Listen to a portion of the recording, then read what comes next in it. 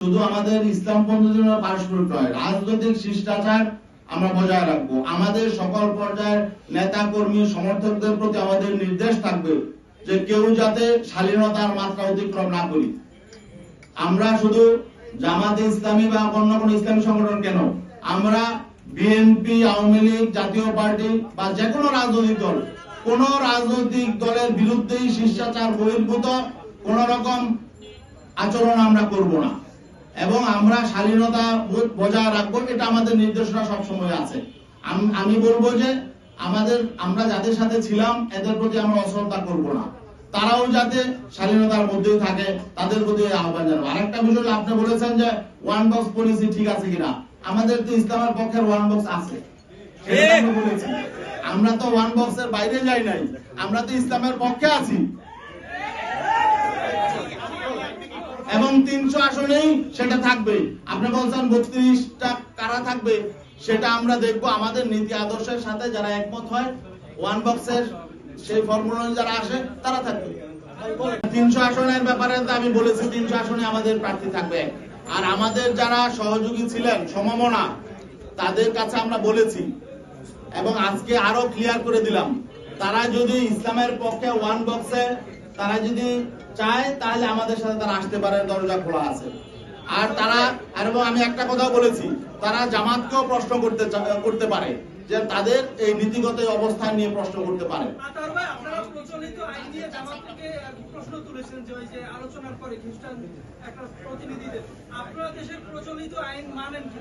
না শোনেন, একটা হলো যে মানতে বাধ্য হওয়া।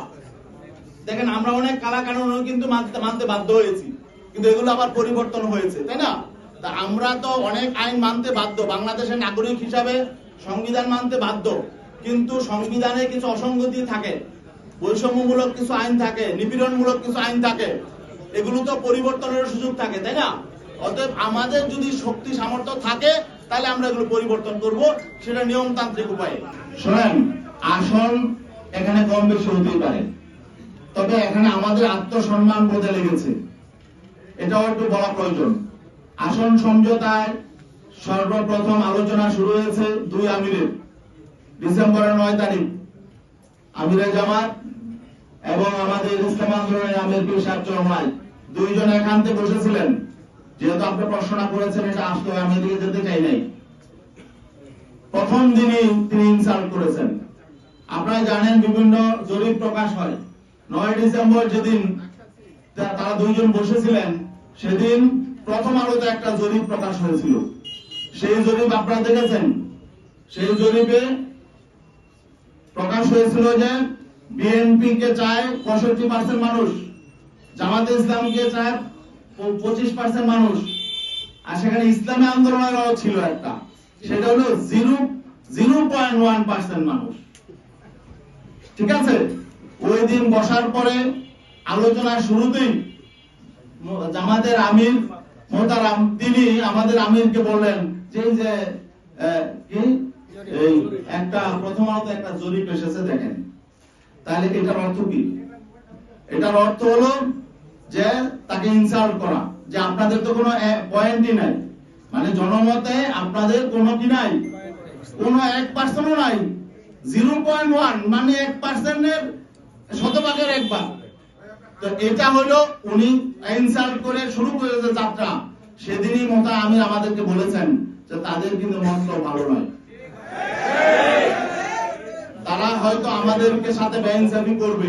কারণ তিনি আমাকে এই জরিপের কথা কেন আনলেন সেখানে, পরে আমরা দেখলাম শেষ পর্যন্ত তারা এই জরিপের মধ্যেই ছিল। এবং সর্বশেষ মিটিং যখন আমার সঙ্গে হয় ডক্টর আব্দুল্লাহ মোহাম্মদ তাহের সাহেব, তিনিও বললেন যে আপনাদেরকে অনেক আসন দেওয়া হয়ে গেছে, জরিপে তো আপনাদের এত নাই। তখন তিনি আমার দেশের একটা জরিপের কথা সেদিন আনলেন। আপনারা জানেন আমার দেশে একটা জরিপ প্রকাশ হয়েছিল এবং সেটা হয়তো তারাই করেছে। যাই হোক, জরিপ কারা করে আপনারাও জানেন, এগুলো পেইড এজেন্সি থাকে, এনজিও থাকে, টাকা দিয়ে করা হয়। যাই হোক, এখানে ওই জরিপের ফলাফলটা রেজাল্টটা কি ছিল, যে সেখানে বিএনপি কে চায় 34% মানুষ, জামাতকে চায় 33% মানুষ, এনসিপি কে চায় 7%, আমরা আমরা জামাতের আমিরের বক্তব্য যে ব্যাখ্যা দিয়েছে তাদের স্পোকম্যান জুবায়ের সাহেব, সেটা আমরা শুনেছি। তিনি স্পষ্ট বলেছেন যে আমরা প্রচলিত আইন অনুযায়ী রাষ্ট্র পরিচালনা করব। এটা আমরা ব্যাখ্যা প্রয়োজন নেই, এটা আমরা বাঙালি সবাই আমরা এই ব্যাখ্যা বুঝি। আমাদের কথা হলো আমরা চেষ্টা চালাবো, চেষ্টা করা আমাদের দায়িত্ব। আমরা যদি চেষ্টা না করি, আগে যদি নিয়তই গলত থাকে, আর এখানে তো আমরা ইসলামী আন্দোলন করেছি ইসলাম প্রতিষ্ঠার জন্য, ইসলাম প্রতিষ্ঠার জন্য। এখন ইসলাম যদি আমাদের কাছে মনে হয় যে এটা অচল, তাহলে সেটা নিয়ে আমরা কেন আগাবো? তাহলে তো সেকুলার রাজনীতি করাই ভালো।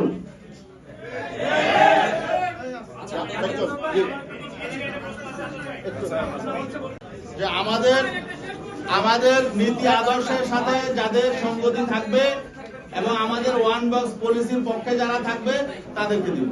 নির্বাচন হতে পারে, এই সংখ্যাটা আমাদের আছে, সেটা আমি শুরুতেই বলেছি।